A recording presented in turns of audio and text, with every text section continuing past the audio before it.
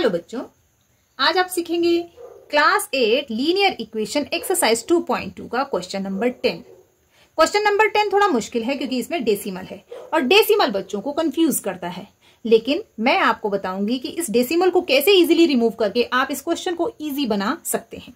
तो इसको decimal remove करना है तो मैंने ये क्वेश्चन एक बार फिर से नोट किया है। अब यहां पर मैं आपको बताऊंगी कि डेसिमल को कैसे रिमूव करते हैं। सो डेसिमल रिमूव कैसे करेंगे?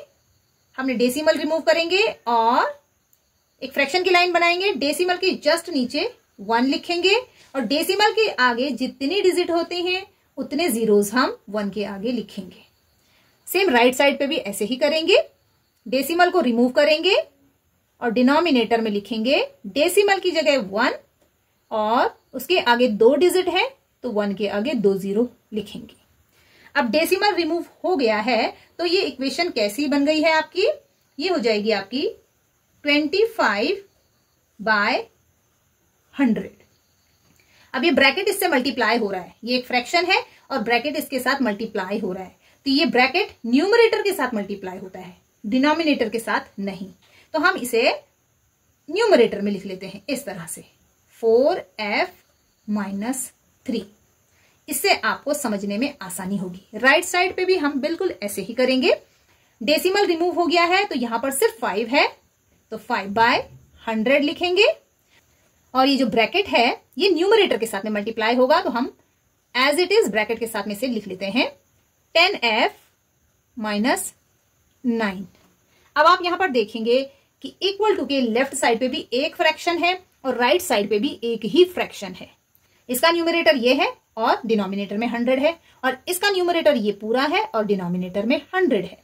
तो जब ऐसी सिचुएशन आती है कि इक्वल टू के लेफ्ट साइड और राइट साइड में एक ही फ्रैक्शन होता है और अगर उनके डिनोमिनेटर सेम है तो आप उन्हें कैंसिल कर सकते हैं। तो यहां से 100 से 100 कैंसिल हो जाएगा। 100 कैंसिल हो गया है तो क्या है आपके पास? 25 मल्टीप्लाई बाय ये ब्रैकेट 4f-3 इक्वल टू और यहां पर 5 मल्टीप्लाई बाय 10f-9। अब इसमें से डेसिमल रिमूव हो गया है और ये सिंपल सी इक्वेशन बन गई है। अब हमें सिर्फ मल्टीप्लाई करना है और मल्टीप्लाई करके ब्रैकेट को रिमूव करना है। सो 25 4s are 100, बहुत इजी मल्टीप्लीकेशन है। f आएगा साथ में minus 25 3s are 75 equal to का साइन आएगा। 5 का मल्टीप्लाई भी करेंगे इन दोनों के साथ में। 5 10s are 50 f minus 5 9s are 45। अब ये सिंपल इक्वेशन है।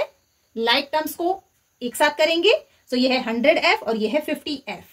दोनों को हम इक्वल टू के लेफ्ट साइड पे लिखेंगे तो ये हो जाएगा आपका 100f। अब ये 50f इक्वल टू के राइट साइड में है और पॉजिटिव है, लेफ्ट साइड में आएगा तो साइन बदल जाएगा और ये बन जाएगा -50f। अब ये कांस्टेंट टर्म है, इसे हम राइट साइड में लेकर जाएंगे। सो इक्वल टू का साइन लगाएंगे। अब ये -75 है और ये इक्वल टू को जंप करके राइट साइड में जा रहा है तो इसका साइन बदलेगा और ये बन जाएगा +75। अब इक्वल टू के जस्ट आफ्टर है तो आप चाहें तो प्लस का साइन ना लगाएं। ओके, अब ये राइट साइड में पहले से ही था और इसका साइन नेगेटिव है, इसको हम एज इट इज नोट करेंगे। ओके, इसका साइन नहीं बदलेगा क्योंकि इसने इक्वल टू को जंप नहीं किया है। अब सिंपली हम इन दोनों को सब्ट्रैक्ट कर देंगे। 100f - 50f is equal to 50f equal to का साइन लगाएंगे। अब ये देखिए ये +75 है और ये -45 है तो प्लस को अगर हम हटा देते हैं तो सिंपली आप देखेंगे 75 में से आपको 45 को सब्ट्रैक्ट करना है। सो 75 में से 45 सब्ट्रैक्ट होता है तो कितना आता है? 30। 5 - 5 0, 7 - 4 इज इक्वल टू 3 और बड़ा नंबर ये है तो ये पॉजिटिव ही रहेगा। ओके, सो इसके आगे हम यहां पर सॉल्व करते हैं। 50f is equal to 30। अब f की वैल्यू चाहिए हमें तो हमें क्या करना है, एक बार फिर से लिख लेते हैं 50f इज इक्वल टू 30। सो यहां पर f की वैल्यू चाहिए तो हमें 50 को राइट साइड पे ले जाना होगा। ओके, 50 और f के बीच में मल्टीप्लाई का साइन होता है तो यहां जाकर ये डिवीजन में जाएगा 30 के साथ में, तो ये हो जाएगा 30 डिवाइडेड बाय 50। 0 से 0 को हम कैंसिल करेंगे और ये कैंसिलेशन सिर्फ जीरोज में होता है। अगर 0 है तो 0 कैंसिल होते हैं। अगर यहाँ पर 2 होता तो ये कैंसिल नहीं होता। अगर इस तरह से होता 32/52 तो ये 2 से 2 कैंसिल नहीं कर सकते हम, ठीक है। ऐसा सिर्फ जीरोज में ही होता है। सो f इज इक्वल टू 3/5। तो f की वैल्यू ये आई, लेकिन इसे हम आगे सॉल्व कर सकते हैं। सो कैसे करेंगे, देखिए आपकी जो आंसर शीट है उसमें f की वैल्यू डेसिमल में है। तो डेसिमल में लाने के लिए हम क्या कर सकते हैं, 3 का डिवीजन करेंगे 5 से, मींस जो आपने सीखा है लॉन्ग डिवीजन। लेकिन इससे आसान है कि हम इसे डेसिमल मूवमेंट से सॉल्व करें। तो वो कैसे करेंगे, देखिए f इज इक्वल टू 3/5। अब डेसिमल मूवमेंट तब होता है जब डिनोमिनेटर में 10, 100, 1000 मींस 1 के साथ जीरोज हों, तब डेसिमल मूवमेंट होता है। तो हम इसको किससे मल्टीप्लाई करें कि ये 10 बन जाए। आप जानते हैं कि 5 को 2 से मल्टीप्लाई करने पर ये 10 बन जाता है। 5 2s are 10। अब हम इजीली डेसिमल मूवमेंट करेंगे, लेकिन हमने डिनोमिनेटर में 2 से मल्टीप्लाई किया है तो हमें न्यूमरेटर में भी करना पड़ेगा। हम सिर्फ डिनोमिनेटर में मल्टीप्लाई नहीं कर सकते, दोनों में करेंगे तो इससे फ्रैक्शन की वैल्यू चेंज नहीं होती है। देखिए 2 से 2 कैंसिल होगा तो हमारे पास f की वैल्यू 3/5 आ जाएगी।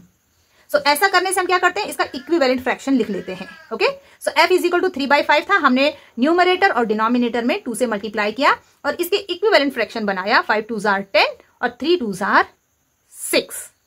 अब हमें क्या करना है, हर डिजिट, हर नंबर के एंड में एक डेसिमल होता है, तो हम उसे लगाएंगे।